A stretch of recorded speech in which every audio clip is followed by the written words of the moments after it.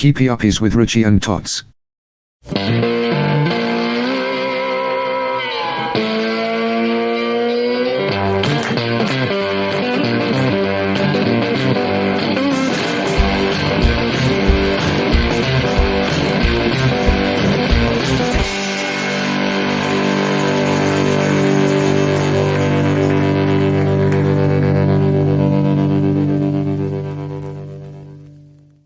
Well, hello there, football friends, and welcome Daniel Donnelly for part 3 of catching up with Damolly. Hi, are you lads? Good to be back. Yeah, all good, Daniel, all good. It's been a busy few weeks for you. How's married life treating you before we get into the nitty gritty? Yeah, it's all good. Thanks for the wee shout outs and all you put up for me last time. No ball at all. We're still happily married. The honeymoon phase is still going strong, so yeah. Happy days, and she's still letting you play football? She is, yeah. I think this time last year the season was well over, so she sort of thinks I'm taking the piss a wee bit. We're still playing at the end of May here and probably in the middle of June as well. So yeah, that won't last. Breaking new ground. I think so. Brilliant. And Daniel, so again, yourself, a true club man, we're going to be shining the light on the skipper tonight, who unfortunately can't make it. Yeah. So Stefan Martin, not only the skipper of the club, but your best man. Yeah, he's my best mate from we were no age. Honoured to have him as my best man at the wedding. He did a great speech. He was like a stand-up comedian up there, so he was. So yeah, we're looking forward to get the video back at the wedding, so we can all rewatch it. But yeah, he's great mate. Couldn't have wished for anyone better to be my best man. Everyone that knows Stefan, he's the nicest fella, and he's a great captain for Damolly as well. Brilliant. And captain, as you say, similar to a certain German centre half that was referenced in the group chats. Yeah, so I think a lot of people know this story, but for those that don't, I think I said it was about 8 years ago. Stefan was the captain of the Newry City Reserves. Whenever they went bust, they came back up, and Stefan was plucked from Damolly and taken the Newry as a youngster. So he made a good impression there. He was the reserve team captain. He won the cup with them, and everyone used to call him Purr or Murdersacker because he looked a wee bit like him, just yourself, tall and blonde. So I think I'd actually sent an email to Murdersacker. I think I got it off their website, just to send a picture of Stefan and to tell him the story. And his agent emailed me back, said that Murdersacker loved the story and he would love to mention it on his social media. So I said, "Oh, brilliant, happy days." So I think it was actually April Fool's Day. I can remember because Stefan rang me. I think I was laying in bed sleeping and he rang me and it's like, "What have you done?" And I'm like thinking, I don't know, what have I done? He says, "Is this some sort of April Fool's joke?"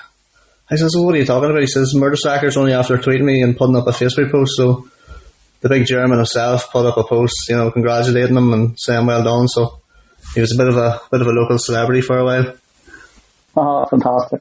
And as you say, skipper of the club, and you're going well, as you say, you're deep into the business end of the season now, and there's plenty of football still to play.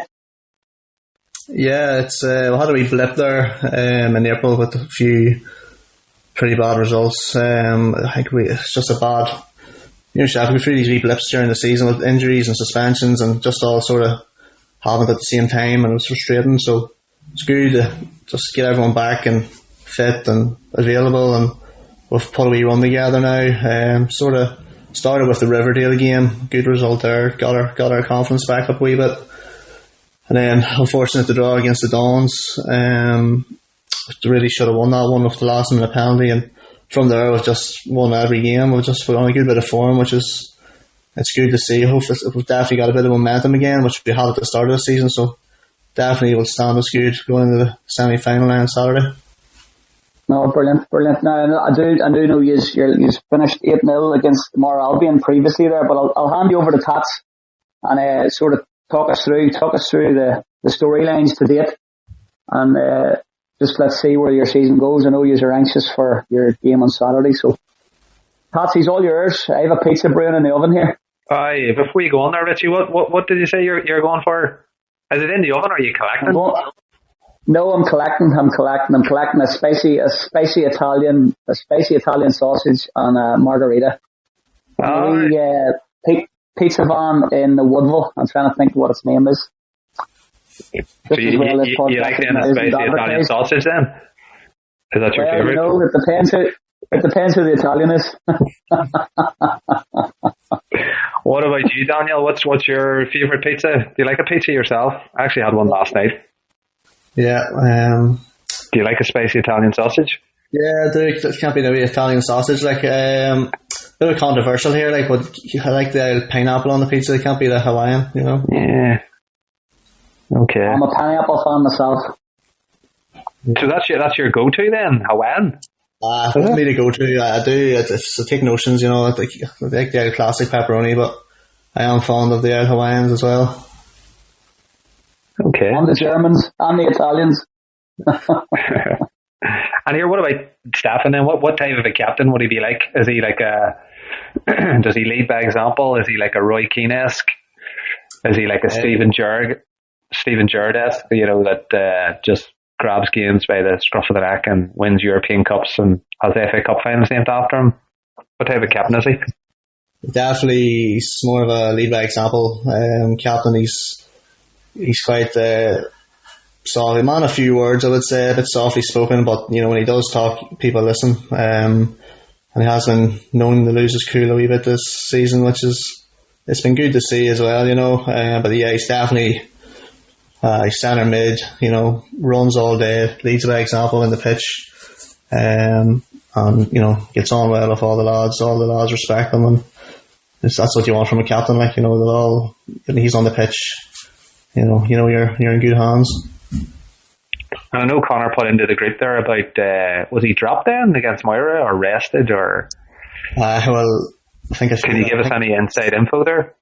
Yeah, I give you the inside scoop. So I think he rested about 4 or 5 lads on Tuesday night there against Moira. A few boys carrying injuries, and Stefan. If you know Stefan, the man is an absolute athlete. He's probably more raging that he didn't get a few miles under his belt. I think I did hear that at the first half he was late 15 minutes. He knew he wasn't playing, so he actually went for a run because he knew he wouldn't be playing. That's the sort of character he is. So he came a bit late. That's the German in him. That's what was good. The likes himself got starting and playing most of the match, and a few other lads that needed minutes. So you know, we were still, I think it was 5-0 at half time. So you know, it was basically it was good enough. It was good enough. The rest of the lads, they weren't needed, and they got a wee rest as well, you know. Right.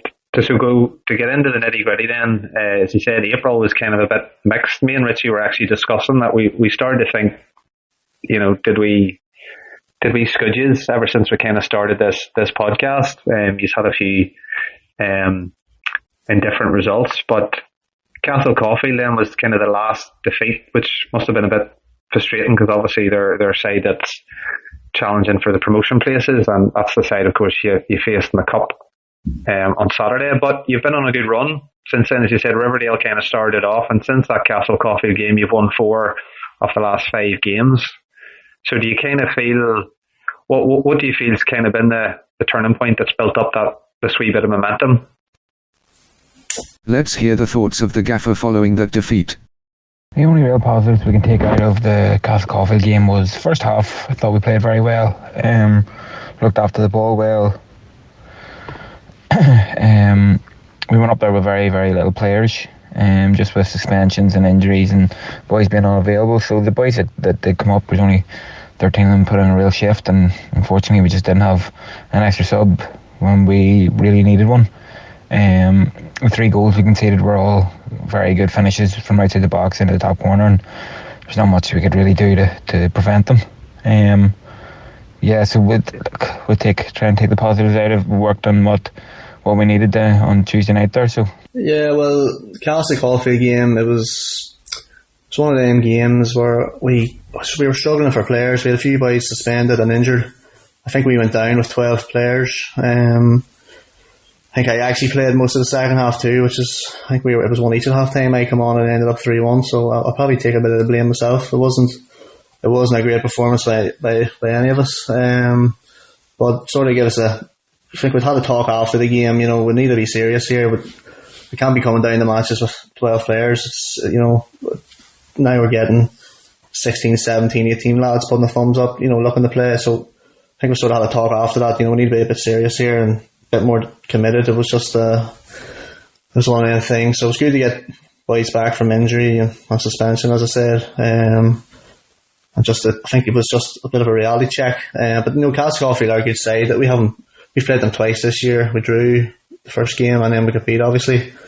And I think they've been on a great run. I think they've won 7 league games in a row, and they've only got 1 league game left. I think if they had a few more games left, they'll probably definitely got promoted. The likes of us and Rocca and Donaman are sort of on their coattails now, and we have a lot more games left to play, so they might just get caught up. But they are a good team, and we're looking forward to the game on Saturday against them. It'll definitely be a tough one.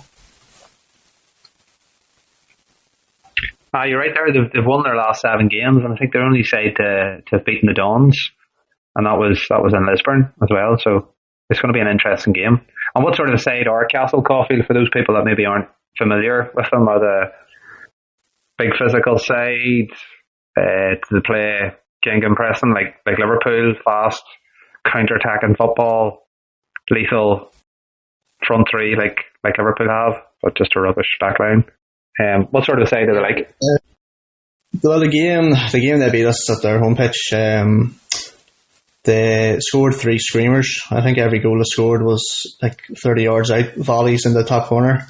They were very good goals. I think I do remember them going long quite a lot. The goalkeeper, had a great goal kick, and we probably struggled to win the second balls from them. We were just kicking it out for throw-ins, and we couldn't really deal. We were missing a few centre-backs that day, and our makeshift defence. I think Stefan actually played centre-back that day. Sorry to drop him in it, but we just didn't really deal too well with the long balls, and they had scored 3 great goals. We just couldn't get going that day. So, but we were missing Jimmy that day. I don't think Jimmy, our main man, has played against them this season. So, that's probably why we haven't picked up points against him. So it'd be good to get him. He's in great form at the minute, so he'll be raring to go against them, I'm sure.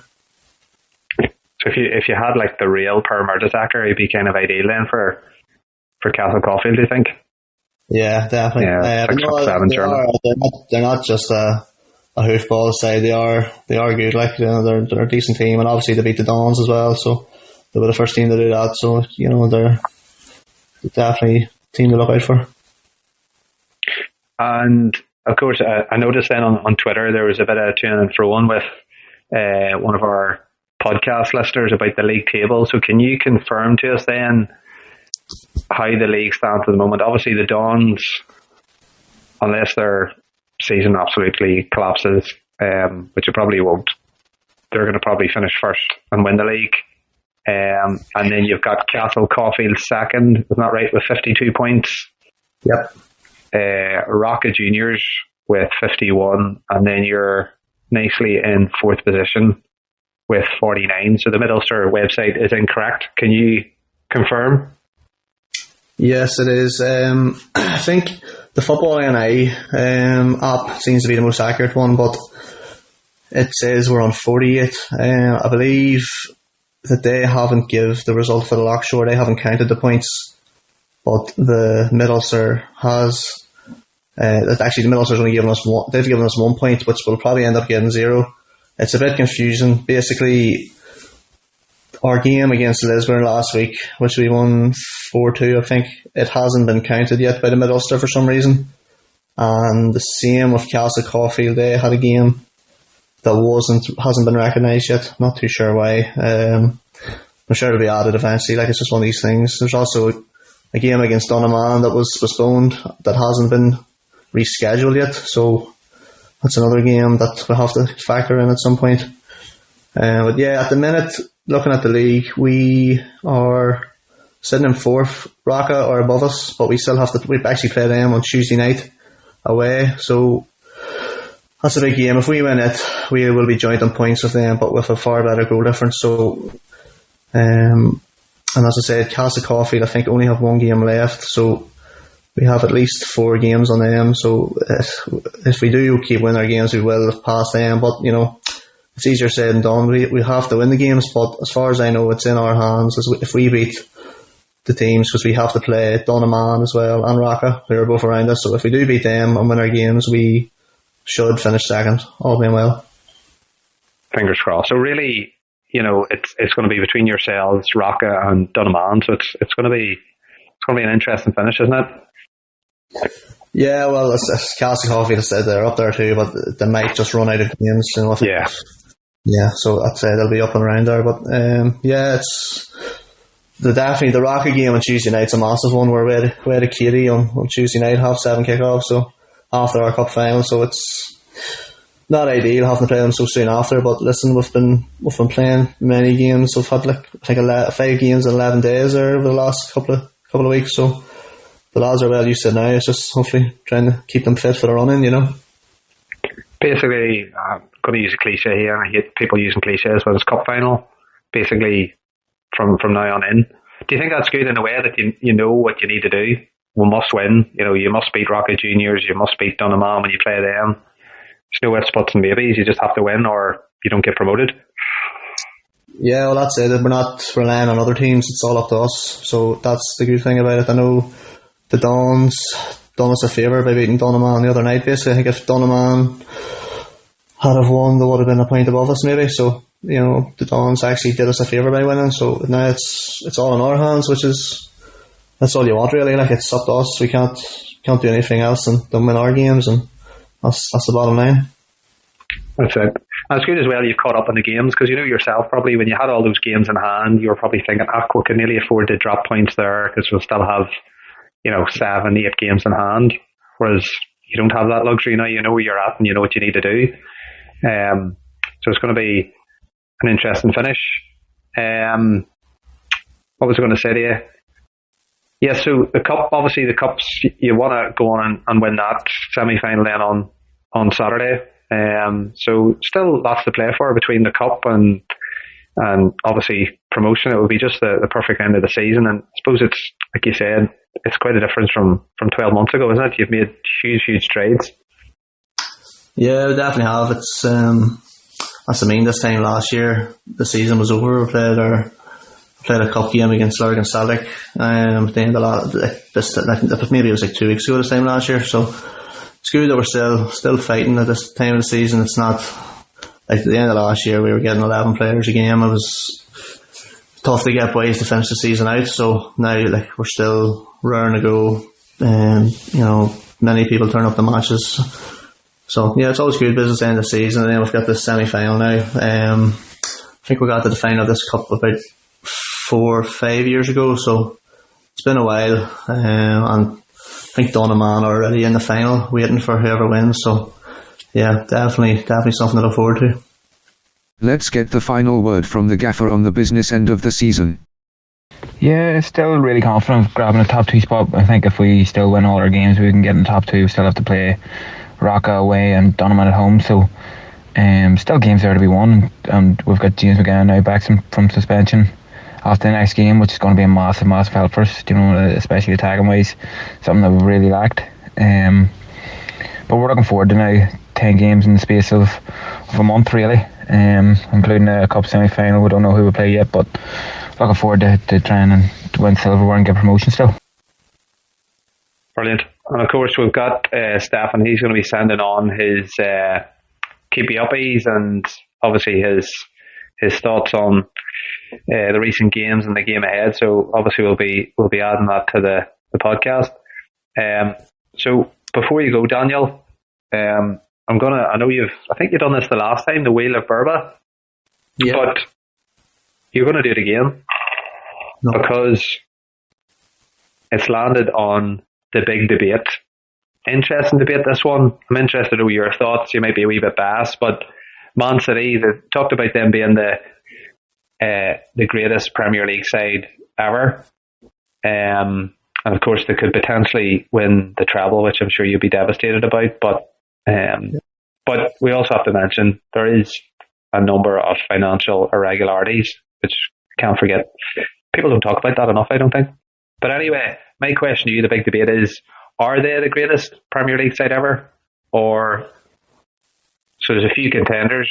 We've talked about Fergie's team of the late 90s, the Invincibles of Arsenal, Jose Mourinho's first spell at Chelsea, and also the Manchester United side of kind of 2007 to kind of, when was it, 2010 I think it was. Yeah. What's your thoughts? As I said, just in case anybody doesn't know, Daniel unfortunately is a Man United fan. Maybe we were best having Connor on because he's a West Ham fan, so he would have been completely neutral. But anyway, what are your thoughts? I want you to be honest here, you know. Oh yeah, because they are a top side, Man City, just despite all the financial irregularities. Yeah, well, that is the sort of asterisks, you know, that they have against them. You know, this, you know, no other teams could do this. What they've done, that's why they're in the position they're in. But like looking at the facts and what they've won, you know, they are definitely. I wouldn't say they're the best yet. You know, if they won the treble, you know, they definitely are in the conversation. You know, I mean, if they get beaten in the final by us next Saturday and then lose the Champions League final, you know, it would just be, the season wouldn't even be looked back on. You know, it would just be another footnote in Premier League history. But if they won the treble, they're definitely up there. You know, Pep has just built an absolute monster of a team. It's a credit to him. I think another good debate is whether Pep is like the best manager of all time. I know a lot of people say he's always managed a great team. He never, like, you know, if you're Fergie at Aberdeen and, you know, the likes of that, other managers doing other, like Mourinho with Porto and whatever. Jurgen Klopp. Yeah. No, I do like Klopp. But no, I have to say, I think it all depends on if they win the treble. If they win the treble, they're definitely in the conversation, but then you have to talk about their dodgy dealings in the transfer window and cooking the books. So I don't know, they'll always have that asterisk or black mark on them. So who's the greatest Premier League side then? For me, obviously Bass as a United fan. I think a lot of people would say the 1999 team, but I actually think that the 2007, the 2009-10 team was a lot stronger for United. I think they actually won. They were more successful. I think they won more trophies. So they did obviously win the Champions League, but they didn't win the treble. But I think they won 6 Premier Leagues in 7 years or whatever it was. But yeah, that team for me was definitely, maybe because I mean a bit biased, because that's when I was growing up. I didn't really, you know, I was only a child whenever the 1999 team was playing, but I grew up with the Ronaldo and Vidic team and Paul Scholes. It was a great team. Like, for me, that was probably the best team of the Premier League era. Yeah, I always remember that Man United team, sort of 2007, 2008. If you were ever like stuck for a goal, I remember one particular game, the Spurs game at home, where I think you needed to win with that. Maybe when we were challenging for the league, maybe. Yeah, I think so. And you were throwing on, like, you already had like Rooney and Ronaldo on, and next thing you were bringing on Berbatov and Tevez. So you had like a front four of Ronaldo, Rooney, Berbatov and Tevez, and then you ended up blitzing Spurs. I think you ended up winning the game like 5-2 or something. It's nuts. And then you just had that back four, which picked itself: Neville, Evra, Vidic and Ferdinand. And Big Van der Sar, what a keeper. What was I going to say? Yeah, interesting thing, point about Pep Guardiola. You know, I suppose he's had the millions, but still you need like a top manager to knit it all together. But it'd be interesting, if he, say for example, he was told to take charge of Damolly, would he be able to dominate Middlesbrough football? I would say it'd be alright. If it's Stefan, your good self, Jimmy and the lads, Yeah, as long as he's good. Not knocking the job Connor's done, by the way, because it's, you know, he's racked up way more points than you did last year and a lot more goals. Yeah, no, I'm sure Pep could manage the middle. So I don't know if he can manage the refs. You know, definitely Klopp. Klopp could manage the refs. No, I'm not saying anything bad about the refs. If the Middlesbrough's listening, we'll cut that out. Don't worry. Add it out. Our odds got 7-game ban or something. Yeah, it wasn't great. But no, that's it. As I said the last time, the refs this year have been pretty good, so I can't bash them, and I won't. The skipper has sent through his Keepie Uppies answers. So I've been given a list of questions by the guys at the Keepie Uppies podcast. And no doubt my teammates are going to fall out with me over this here. So the best captain I've played with would have to be Paul Henning. He's a great leader and communicator. He always leads by example and probably moulded me into the captain I am today, but some of the lads might say otherwise. The best goal scorer, well, James McGowan is 37 I think this season so far, so that answers itself. Best touch in the team, few contenders for this. Doyler's a great touch, Dino, JC, but Adam Dodds, wee diddler, it's like the ball is glued to his feet. Best keeper, the number 1, Gary Cowan. Best defender would probably be a toss-up between Willie and Ian. Ian's very good positionally, very good in the ball. Willie's very strong and physical. He's tough to get around, tough to get him off the ball. Best midfielder, I watched Daniel in the Pirlo role the other night against Moira Albion and had my eyes open, so he has to take it. He had a strike from about 35 yards that killed 20 dandelions. Great effort, Daniel. Best striker, Ibra. His all-round game is amazing. He maybe doesn't get the goals he deserves, but he's so unselfish in his work for the team. He holds the ball up so well, wins so many fouls and brings all his teammates into the game. Best left foot, I think my brother Callum has to take that because he's 2 left feet. Best right foot would be Jason Lennon maybe.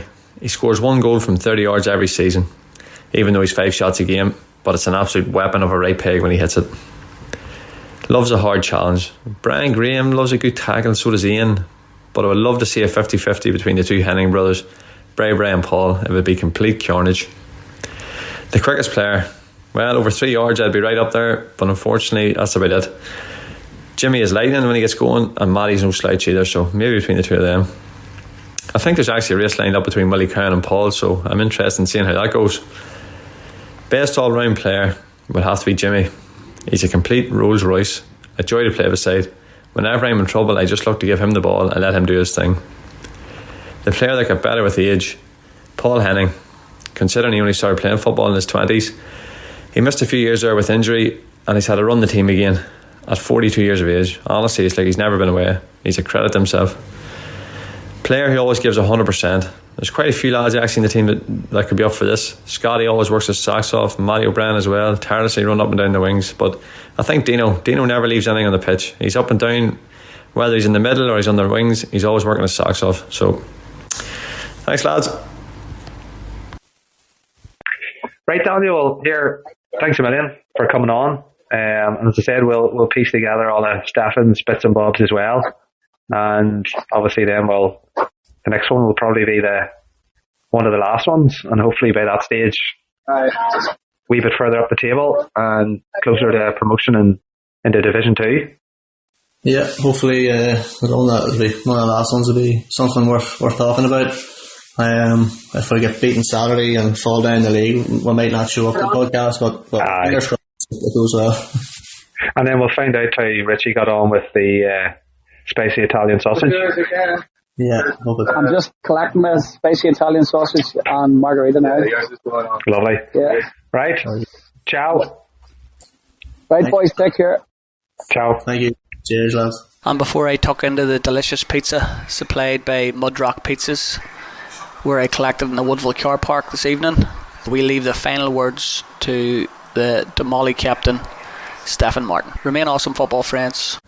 Hi lads, thanks for having me on the podcast. I've really enjoyed listening so far, and I've been trying to put this off as long as possible, but Daniel has finally roped me into it. It's been great publicity for the club, and I hope you've enjoyed an insight into Damolly Football Club. Daniel has asked me to speak about the last few weeks and going into the semi-final Saturday. So we had a pretty difficult spell there throughout April with suspensions and injuries, but I feel like we've gotten over it well. We've been on a great run of form as of late. We're unbeaten in 7 throughout a very busy schedule, which has been pleasing. We only drew 1 game in that time, and we feel like that's one that got away. Bar a last minute missed penalty, we would have got all 3 points. We're scoring plenty of goals, and lots of different guys are getting goals, which is pleasing. Also, our defending has improved massively, and credit to the lads who have been outstanding. It's not easy playing 4 games a week. Different lads are playing different positions. Nobody has complained. Everyone understands their roles within the team. There's been lads rested, or maybe dropped in my case, and even they don't want to sit out. They want to play every minute, which is a great issue to have for the manager, especially at this time of the season when many teams start to go into holiday mode. I can't speak highly enough of the boys for putting themselves through the pain barrier to ensure results. So moving on to Saturday. We're playing a very good side in Castle Caulfield who've had some very good results recently. It's going to be a good test, but one we're more than up for. It's days like these where we want to play football. The chance to get to the final. It's what you think about in pre-season when you're running around the pitch or running around Kilbrony Forest Park. Thanks, Faggot. That's what it's all about. Keepie Uppies with Richie and Tots.